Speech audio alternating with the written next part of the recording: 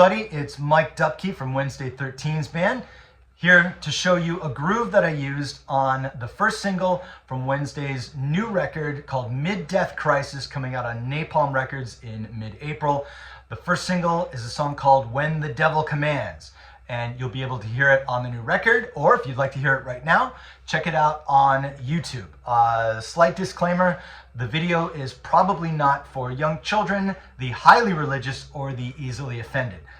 For the rest of you, enjoy. So on the verses of When the Devil Commands, Wednesday knew he wanted kind of a hollowed out feeling, which you can easily get by just riding the floor tom and playing the backbeat at the same time, something like this.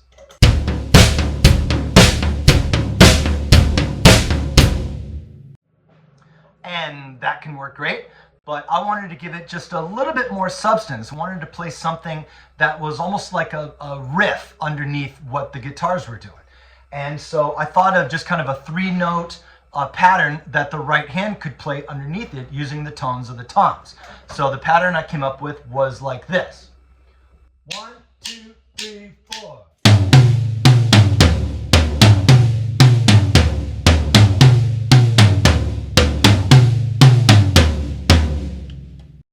Wednesday also knew that he wanted to incorporate the kind of traditional disco dance beat underneath parts of the songs as well. And this would be with offbeat eighth notes on the hi-hats. Hi-hats open on the ands. 1 and 2 and 3 and 4 and sounds like this.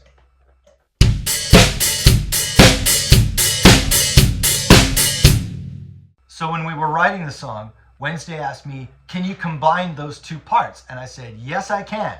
And the reason why was due to a song that I had played years ago from the band Wham. If you remember those guys, George Michael and Andrew Ridgeley in the 80s, big hits like Wake Me Up Before You Go Go and Careless Whisper. And one of their other hits was a song called Everything She Wants. And on that, in addition to the kind of the techno disco dance beat, there was a percussion, it might have been a percussion overdub, made up of kind of congas and like an electronic tom part going on at the same time.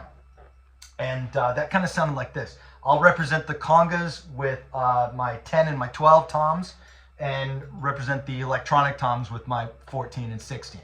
It sounded like this. 1, 2, 3, 4.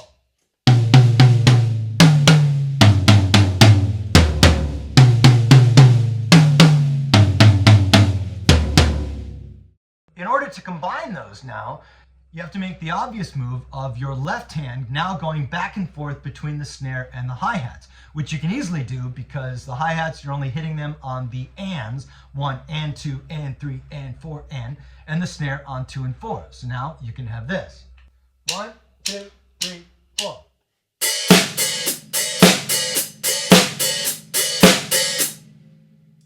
And doing that with your feet just playing quarter notes underneath, both in unison, you get this.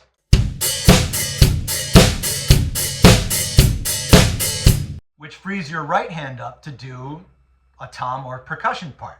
On Everything She Wants, that ended up giving you this.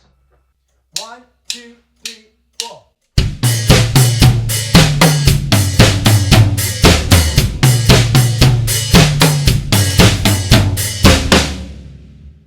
So now, with my left hand going back and forth between the hi-hat and the snare drum, that leaves my right hand free to do the tom part. And once again, the riff that I came up with was like this. 1, 2, 3, 4.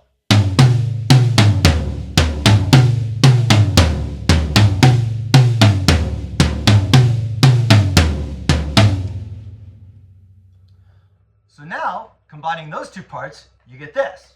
1, 2, 3, 4.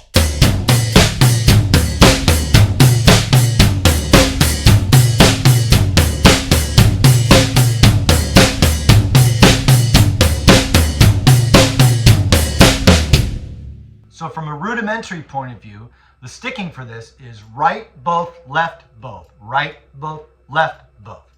And if you practice that just on a practice pad by itself and gradually speed up, it becomes relatively easy to move it over to the kit and let you hit whatever voices you prefer.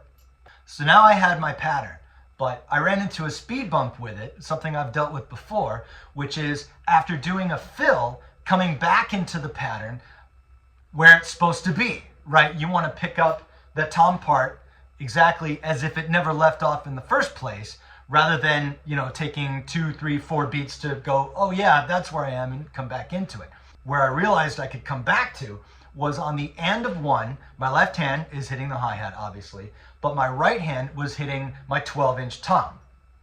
And so I remembered, if I did a fill, right after that fill, probably crashing on 1, coming right back with a unison hit with my left hand on the hi-hat and going to the 12-inch tom, which actually I end up hitting twice because the next 12-inch tom hit is on the end of 2, right after the backbeat. So now I could do whatever fill I wanted to, as long as I came back to a unison hit on the hi-hat and the 12. So something like this. 1, 2, 3, 4.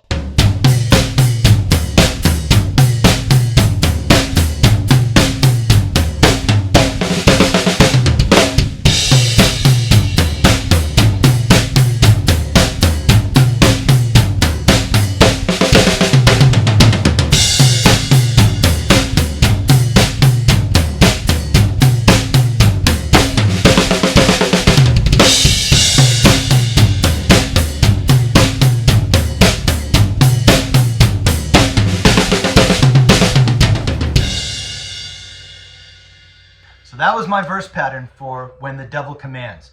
There will be a part 2 of this video where I show you guys some variations that you can do and some real fun applications for your own musical pursuits. And in the meantime, enjoy. Check out the video, and I'll see you on the road sometime soon. Later.